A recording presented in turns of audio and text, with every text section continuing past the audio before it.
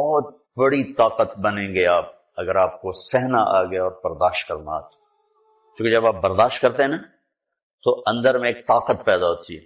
وہ طاقت آپ کی روح کو پرواز دیتی ہے اور اگلوں کے لیے تسخیر کا کام دیتی ہے. اور اگر آپ پھٹ گئے تو بم کے پھٹنے سے کیا ہوتا ہے؟ تباہی آتی. جب آپ پھٹیں گے یا میں پھٹوں گا تو معاشرے میں تباہی آ جائے گی. تو اس کے لیے آپ دو چیزوں کا اہتمام فرمائیں. ایک اپنی زبان کی حفاظت فرمائیں. آپ اس 400 کے معاشرے میں کوئی غیبت کرنے والا نہ، کوئی جھوٹ بولنے والا نہ، کوئی کسی کو طنز کرنے والا نہ، تانا دینے والا نہ. ایسی بات جو کسی کے دل پہ جا کے چوٹ مارے اس سے آپ اپنی زبان کو صاف کریں. کبھی اس پہ قابو پا سکیں گے، کبھی نہیں، کبھی رہ جائے گا، کبھی ہو جائے گا. تو جب ہاتھ سے نکل جائے بات تو پھر اللہ نے ہمارے لیے توبہ کا دروازہ رکھا ہے. 2 نفل پڑھو، اللہ سے معافی مانگو، جس پر زیادتی ہو اس سے جا کے معافی مانگو. اس سے آپ کے مزاج میں ٹھہراؤ آ جائے. تو میں آپ سب سے یہ گزارش کرتا ہوں کہ اس معاشرے میں آپ اپنی زبان پہ قابو پانا سیکھیں. برائے بہت فائدہ ہوگا. زندگی گزری ہے، شام قریب ہے، تو پوری زندگی کے تجارب نچوڑ بھی اس میں شامل ہیں. اور تجارب نچوڑ کو گولی مارو اور دیوار پہ ڈال دو. میرے نبی کا فرمان اس کے لیے کافی ہے کہ آپ نے فرمایا کہ 2 چیزوں کی ضمانت دے دو، میں جنت کی ضمانت دیتا. ایک تمہارے جو 2 جبڑوں کے درمیان ہے، ایک تمہاری 2 ٹانگوں کے درمیان ہے، اسے پاک کر لو، میں جنت کا ضامن بن جاتا.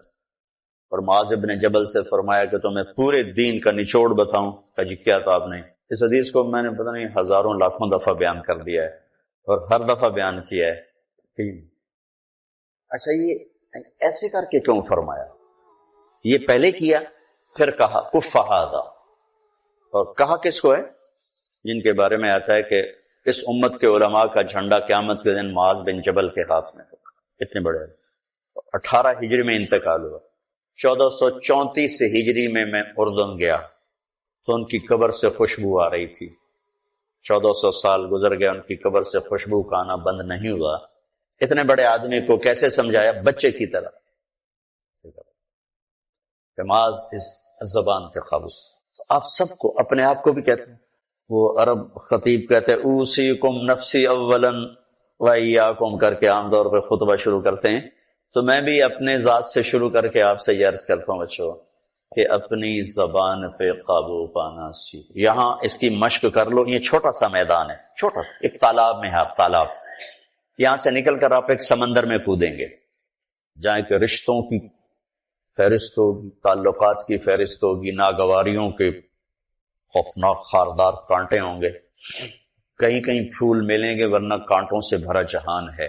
اگر آپ نے یہاں پریکٹس کر لی تو پھر آپ اس میدان میں جا کر انتہائی خوبصورت معاشرے کا فرد بن جائیں.